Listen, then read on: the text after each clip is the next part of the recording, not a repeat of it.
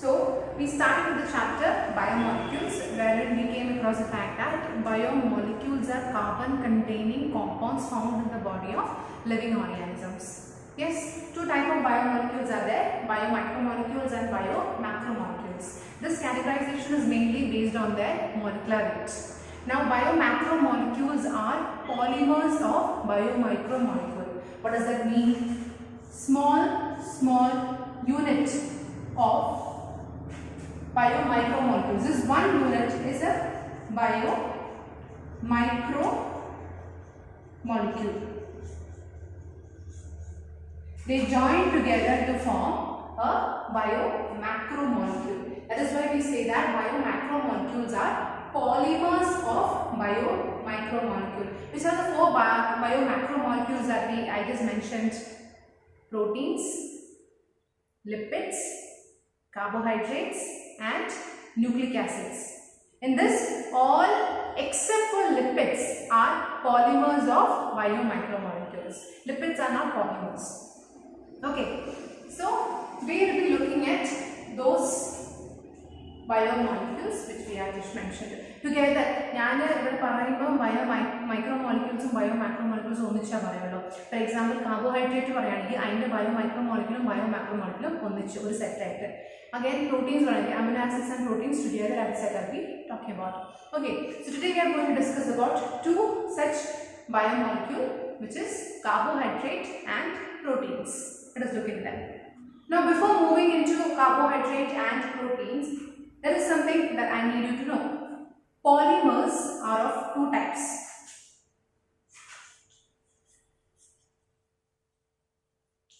They are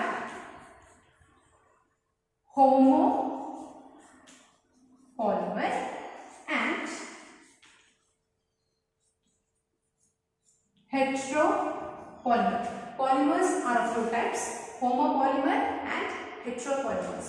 Homo means same, hetero means different. So this is a kind of polymer which is made up of same type of molecules. Ore polymer molecules repeatedly they are bonded to make the polymer, same type of molecules. Okay, whereas in case of heteropolymer, different kind of molecules join together to make up the polymer. That is called as heteropolymer. In the discussion coming ahead, there are different both homopolymer and heteropolymer and examples. I just wanted you to know what homopolymer and heteropolymer means. Alright, carbohydrates. Okay, carbohydrates are usually compounds which contain carbon, hydrogen and oxygen abundance in them. Okay, so a bit more scientifically defining them, they are optically active polyhydroxy aldehydes or ketones. They are optically active polyhydroxy aldehyde or ketone. Optically active ennu parnal when light is passed through some carbohydrates, the plane of the polarized light is changed. For example, ipo ingane pona light ee oru compound ila pass through aaguttekkum ingane aayippo, the plane of the light has changed. Such kind of compounds which can change the plane of polarized light are called as optically active compounds. About this maybe in this year or next chemistry you will learn. Okay, carbohydrates.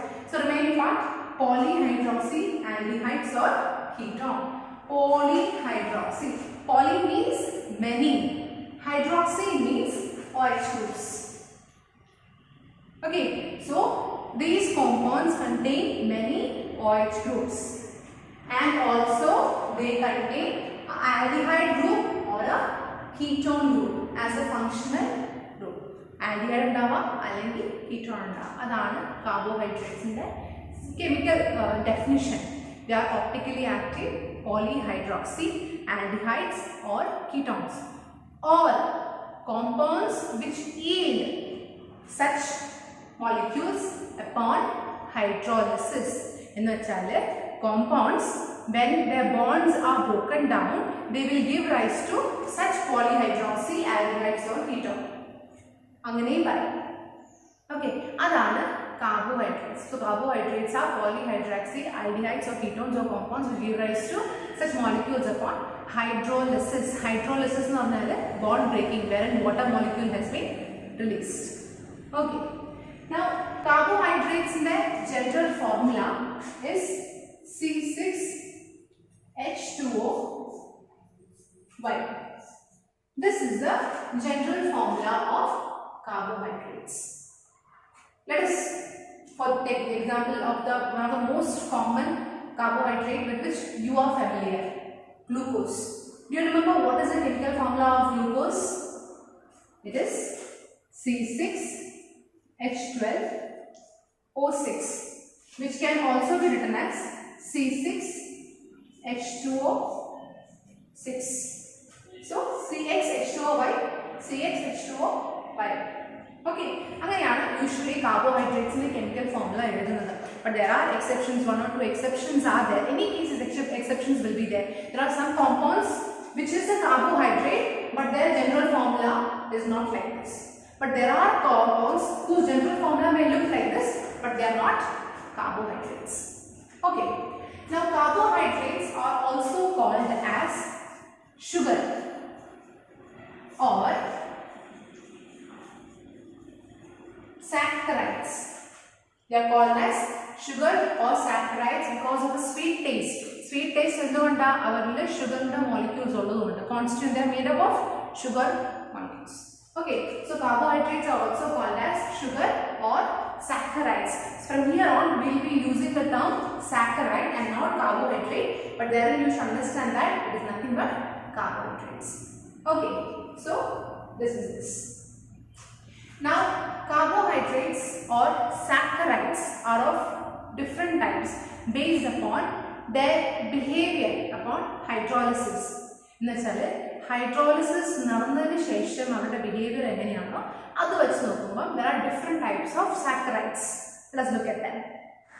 As I said, based on the behavior of saccharides upon hydrolysis, there are three types of saccharides: monosaccharides, oligosaccharides, polysaccharides.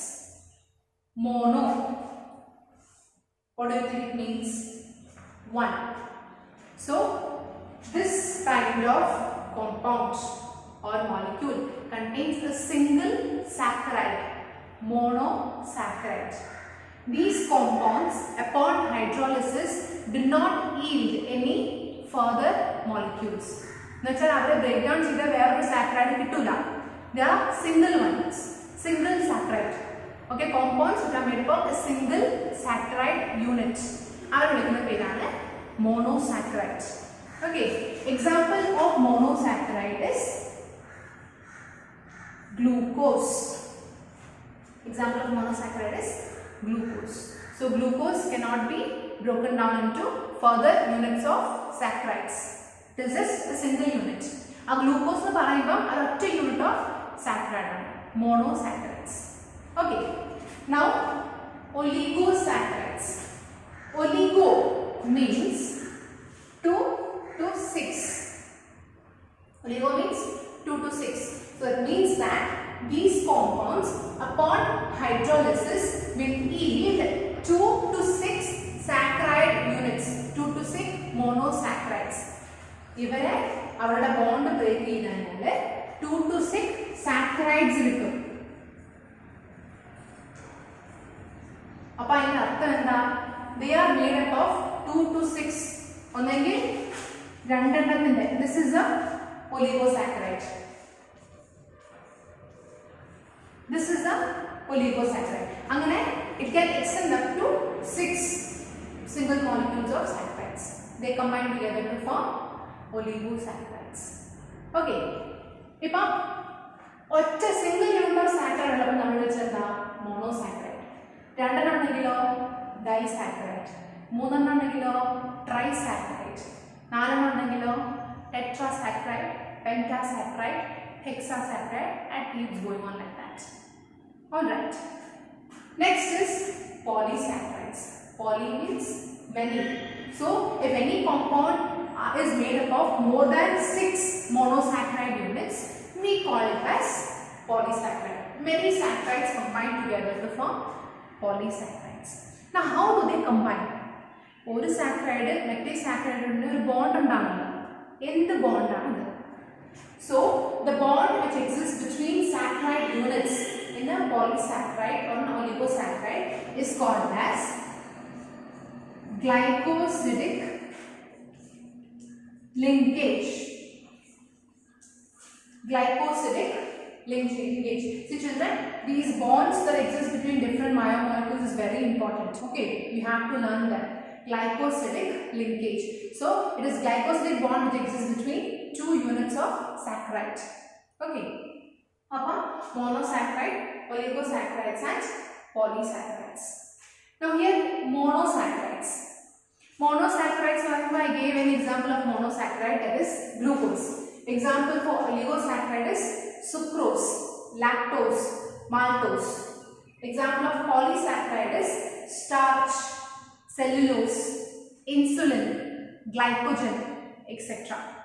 Alright. Now monosaccharides can again be of different types. Monosaccharide എന്ന് പറയുമ്പോൾ ഒരു single unit ആണ്. So to understand further, ആ single യൂണിറ്റിനെ പറ്റി പഠിച്ചാൽ it will be easier for us. Now again, these monosaccharides are of different types based on the number of carbon atoms present in a single molecule. Number of carbon atoms present in single saccharide unit. Monosaccharides are of different types. So for example, I have a monosaccharide glucose. Yes, glucose electron carbon 6. Now such kind of monosaccharide is called as a hexose. What is it? It is a hexose. If 3 carbons are there in one monosaccharide, it will be called as a triose or pentose. So depending upon the number of carbon which is present in a single monosaccharide, different types can be. We can name them accordingly. Okay, for 6 carbon containing monosaccharide, its name it will belong to a category called as hexose. Okay, again another categorization can be made based upon whether aldehyde is present or ketone is present. Remember, carbohydrates may either contain aldehydes or ketones. Okay, so if a hexose, example I am taking, if a hexose, which is 6 carbon containing monosaccharide, is having aldehyde as a functional group, we will call it as aldohexose. What is it? Aldohexose. If ketone is the functional group which is present in a 6 carbon containing monosaccharide, it can be called as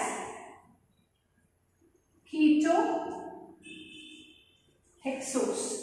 So aldohexose and ketohexose. Example of aldohexose is glucose. Example of ketohexose is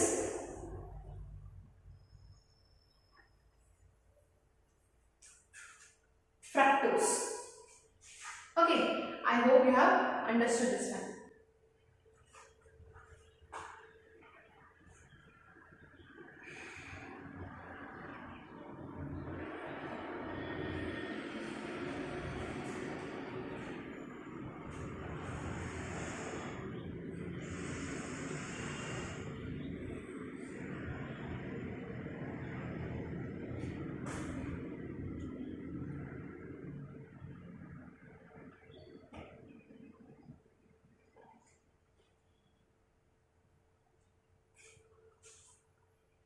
There is a particular structure given for glucose in your textbook.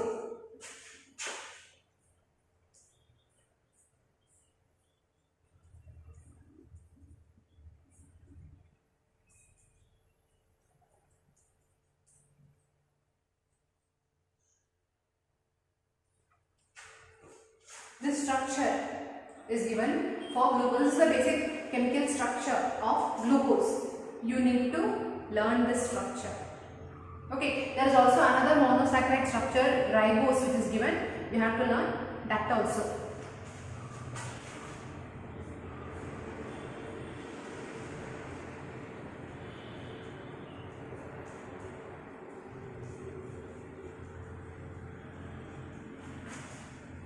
These two structures are important. Learn them from exam point of view. Okay, a structure normally. Now let us look at the function of these saccharides, or especially monosaccharides. See, I told you they are monosaccharides are also called as saccharide because of the sweet taste. Monosaccharides and oligosaccharides are sweet in taste, but polysaccharide is not sweet. But since it is also made up of monosaccharides only, we are just calling it as saccharides. Alright. Another classification which can be found in carbohydrates. Carbohydrates are again classified into two types. They are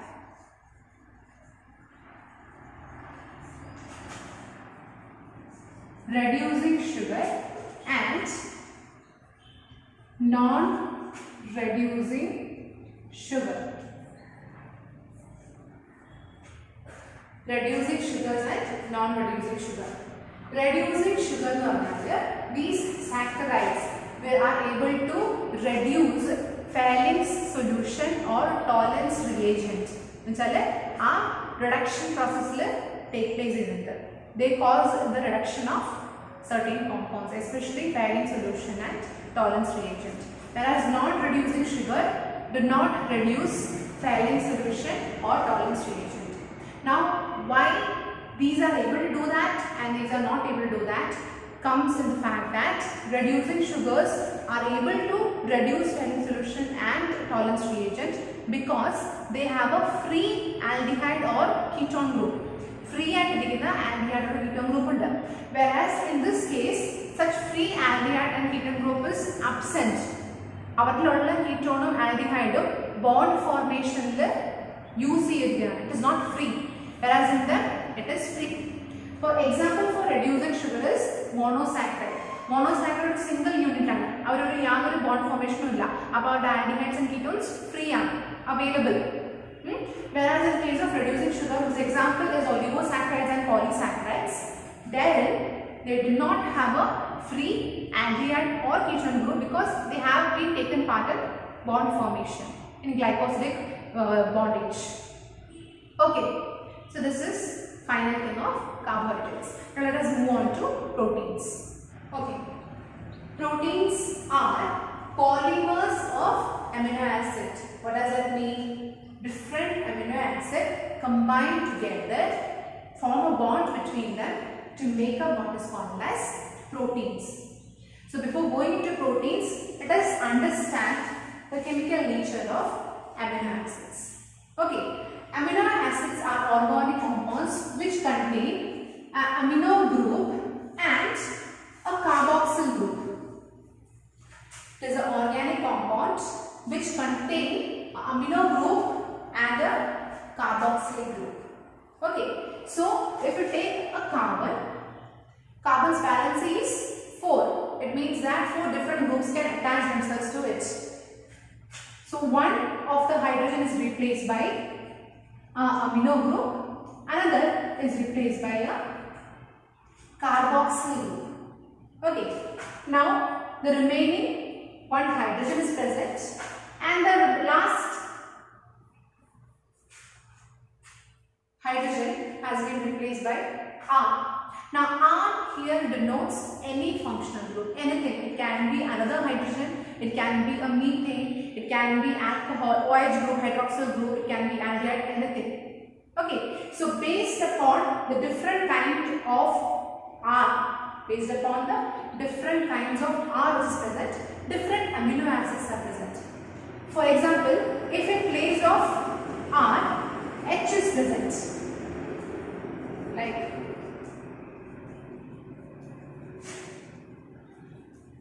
now this is a amino acid called as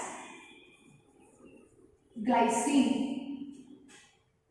If suppose here CH3 is present, okay, if suppose a methane group is present over there, then it is called as alanine. If suppose it is a alcohol, CH2OH is present over there, methane, methanol is present, then it becomes serine. So depending upon the different kinds of R group which is attached to the carbon, the type of amino acid varies. Okay, many different kinds of amino acids are there, but those amino acids which make up proteins are only of 20 types. What does it mean? ഒരുപാട് type of amino acids ഉണ്ടെങ്കിലും പ്രോട്ടീൻസിനെ ഉണ്ടാക്കുന്ന amino acid വെറും 20 എണ്ണമാണ്. Only these 20 amino acids in different combinations combine together, form a bond between them and become proteins. Alright, now coming back to this. So amino acids, when put in an aqueous solution, the carboxyl group loses a proton. The carboxyl group loses a proton and the amino group accepts a proton to become something called as a Zwitter ion. What is it?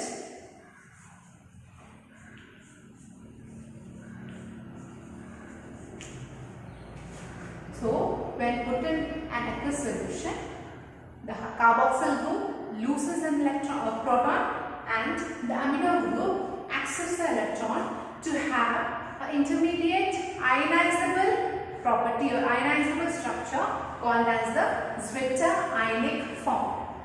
This form is neutral, but it contains both positive as well as negative charges in it. In Zwitter ionic form, it can act as both acid as well as base, or it can react with acids and bases, because of which amino acids are also said to be amphoteric. They are amphoteric. They can act as both an acid as well as a base. They can form a Zwitter ion, wherein it is a neutral molecule, a neutral ion which contains both positive as well as negative charges. Carboxyl group and amino group ഉണ്ട്. ഒരെണ്ണത്തിന് proton loose ചെയ്യാം, അടുത്തതിന് proton gain ചെയ്യാം. അങ്ങനെ ആ രണ്ട് പ്രോപ്പർട്ടിയും ഒരേ മോളിക്യൂളിൽ ഉള്ളത് കാരണം it can exist in the same form as Zwitter ionic form, wherein it can act as both acid as well as base. Such a property is called as amphoteric nature. Okay, amino acids can be classified into 3 types based upon the number of amino and carboxyl group which is present in them. They are acidic amino acid, basic amino acid and neutral amino acid. In acidic amino acid, there are 2 COH group and 1 amino group. Each molecule contains 2 carboxyl group and 1 amino group. Such kind of molecule where the number of carboxyl group is more, they have a acidic nature. Hence they are called as acidic amino acids. Whereas in some cases, some molecules, some amino acids may have 2 amino groups and 1 carboxyl group. So those molecules where the number of amino group is more than the number of carboxyl group, they have a basic nature. They are more basic in nature. Basic amino acids. Whereas last one, neutral amino acids are 2 amino groups and 2 carboxyl groups. Equal number of both amino and carboxyl groups are present, means they are neutral molecule. Such amino acids are called as neutral amino acids. So these are the 3 types of amino acids based on the number of amino and carboxyl group present in them. Alright, now let us move on to proteins. I told in the beginning that proteins are polymers of amino acids, and only 20 amino acids are known which make up protein. Even though actually many amino acids alone are many only 20 make protein. Okay, so many amino acids link together to make a protein chain. Such a protein chain is called as a polypeptide chain. When many amino acids link together to make a chain of protein, such a chain is called as a polypeptide chain. Earlier cases, many saccharide units joined together to make a long chain. It is called as a polysaccharide chain. Here it is called as polypeptide chain. And proteins are always heteropolymer. Heteropolymer means they are never made up of single type of units, but all the units are all different. Okay, whereas in case of carbohydrates, both homopolymers are there as well as heteropolymers are also there. Homopolymer for example, maltose. Maltose is made up of 2 glucose units. Heteropolymer for example, sucrose. Sucrose is made up of glucose and fructose. Glucose and fructose join together, sucrose and molecule. Alright, now protein. Proteins are heteropolymer of amino acids. Now the amino acids which make up protein are of 20 types, and also there is a particular classification in that. Essential amino acids and non-essential amino acids. Essential amino acids are those amino acids which are not prepared in our body but has to be taken from outside through our diet, through our food. Whereas non-essential amino acids are already made inside our body. Okay. Now moving on. When we talk about protein, the most important topic to be studied under it is the different structure of protein. Structure of protein.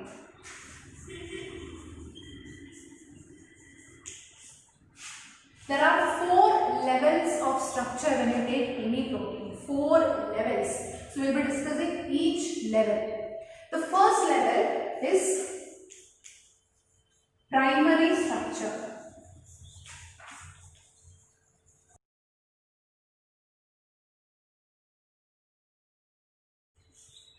Quaternary.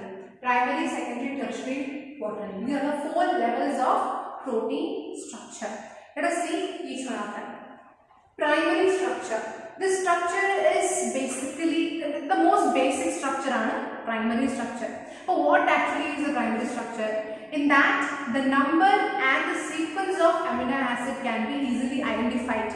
In the primary structure, okay, this protein is 10 amino acid. That's valine, proline, serine, alanine, and all sequence can be identified. And number and sequence of amino acids are primary structure. Okay. Secondary structure. You take primary structure as a single line. Okay. In this single line, the leftmost end, which also is the first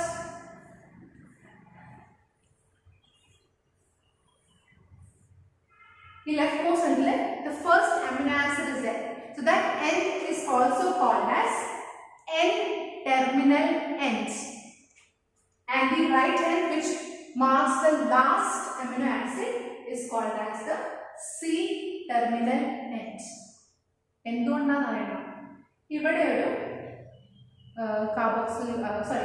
Amino acid.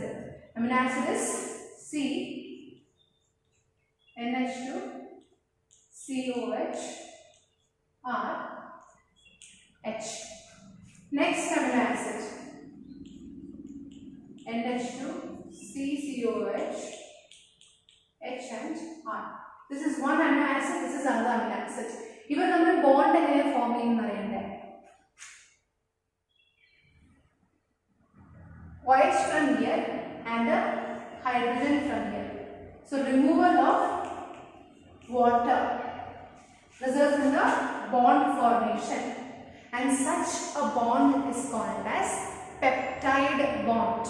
Bond that exists between 2 amino acids is called as peptide bond. Okay, earlier it was glycosidic bond. Here it is peptide bond.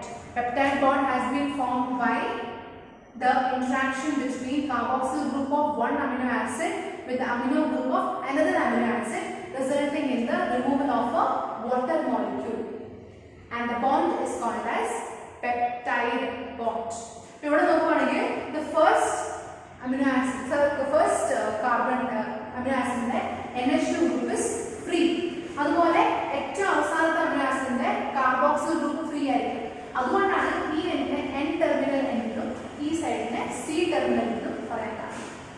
Okay, so primary structure you can just imagine it as A single line. Moving on to secondary structure. Two types of secondary structures are there: alpha helix structure and beta pleated structure. In alpha helix structure, this single line coils in a helical manner. It coils in a coil of alpha helix. Beta pleated structure എന്ന് പറയുമ്പോൾ it arrangement അവിടെ ഒരു kind of coiling ആണ്, ഒന്നിനു ശേഷം arrange ചെയ്യും, but it gives a zigzag arrangement. അതാണ് beta pleated structure എന്ന് പറയുന്നത്. So alpha helix where the polypeptide chain undergoes a coiling, a helical coiling. അതാണ് secondary structure എന്ന് പറയുന്നത്. Tertiary structure എന്ന് പറയുമ്പോൾ ഈ coil you can imagine it as ഒരു spring ആയിട്ട് വിചാരിച്ചാൽ മതി. സ്പ്രിങ് ഇങ്ങനെ കോയിലായിരിക്കുന്നത്. ആ സ്പ്രിങ്ങിനെ മടക്കി bending and folding of the secondary structure will give rise to tertiary structure. Bend ചെയ്തു, fold ചെയ്തു, and that is the tertiary structure. Now bend ചെയ്തു, fold ചെയ്തു നിങ്ങൾ വിട്ട് കഴിഞ്ഞാൽ പിന്നെ തിരിച്ച് നോർമലിലേക്ക് വരില്ലേ? അപ്പോൾ നോർമലിലേക്ക് വരാണ്ടിരിക്കാനായിട്ട് hydrogen bonds are there which make sure that the structure is maintained. Weak hydrogen bond exists between different positions. അങ്ങനെ ആ ഓരോ സ്ട്രക്ചറും മെയിൻറ്റെയിൻ ചെയ്യും. So tertiary structure. Last is quaternary structure. A quaternary structure is mainly for those molecules, those protein which are made up of many polypeptide chain. എന്നുവെച്ചാല് ഒരു polypeptide chain അല്ല, 2-3 polypeptide chain കൂടി ചേർന്നുണ്ടാകുന്ന പ്രോട്ടീനാണ് quaternary structure വരെ പോകുന്നത്. അവിടെ എന്തായിരിക്കും സംഭവിക്കുന്നത്? Quaternary structure mainly focuses on the arrangement of one polypeptide chain with respect to another. For example, if you take this has one polypeptide chain, another polypeptide chain may be like this, another one may be like this. So the arrangement of polypeptide chain with respect to each other is what quaternary structure is all about. Okay, now often the proteins which are found inside a living system, okay, which is having a particular biological activity, if they are exposed to condition like changes in temperature vallandanga increase cheycha, allengi changes in the pH, if the pH of there is changed, in such conditions those protein will undergo something called as denaturation. What is it? Degeneration. എന്താണ് പറഞ്ഞത്? നമ്മുടെ ബോഡിക്കകത്ത് ഒരുപാട് protein ഉണ്ട്, performing a lot of functions. Almost majority of the functions in our body is perform by the proteins. If those proteins are exposed to physical changes, for example changes in the temperature, changes in the pH, they will undergo something called as denaturation, wherein the structure will unfold and uncoil. ഇപ്പോൾ quaternary structure ആണെങ്കിൽ അവർ unfold ആയി അൺകോയിൽഡ് ആയിട്ട് straight primary സ്ട്രക്ചറിലേക്ക് വന്നു വീഴും. അങ്ങനെ primary സ്ട്രക്ചറിലേക്ക് വന്നു കഴിഞ്ഞാൽ they are no more active, they can no more perform the function and they are useless. അതിനാണ് പറയുന്നത് denaturation of proteins. So these are the 4 different structures of protein: primary structure, secondary structure, tertiary structure, quaternary structure. Primary structure is number and sequence of amino acids in a protein has been mentioned. Secondary structure they undergo coiling. Okay, either the coiling in the alpha helix manner വെച്ചാൽ ഇങ്ങനെ ഒരു spring പോലെ കോയിലോ, അല്ലെങ്കിൽ the arrangement will give rise to a zigzag structure. അതാണ് beta pleated എന്ന് പറയുന്നത്. Tertiary structure ഈ coil അവസാനം ഫോൾഡ് ആവും, again bend ആവും. അതിനാണ് tertiary structure എന്ന് പറയുന്നത്. Last, quaternary structure, arrangement of different polypeptide chains with respect to each other. That is quaternary structure. Okay, so this is very important. Definition as well as the structure is important. The notes that I am going to give you in that structure has not been drawn, but you have to draw the structure. Okay. Now again, proteins can be classified into two types: fibrous protein and globular protein. It is mainly our molecular shape എങ്ങനെയാണോ അത് വെച്ചിട്ടാണ് fibrous protein and globular protein രണ്ട് classification. Fibrous protein എന്ന് പറഞ്ഞാൽ fibre പോലെ നീണ്ട് കണ്ട് ഒരുപാട് എണ്ണം കുറിച്ച് നമുക്ക് കയറ് പോലെ ഇരിക്കും. Globular protein എന്ന് പറഞ്ഞാലോ ചുറ്റി ബോൾ പോലെ ഇരിക്കും. അതാണ് globular structure and fibrous structure. Okay. So that was all about carbohydrates and proteins. I'll meet you in next section with lipids and nucleic acids. Till then, finish your notebook, read the textbook or the notes.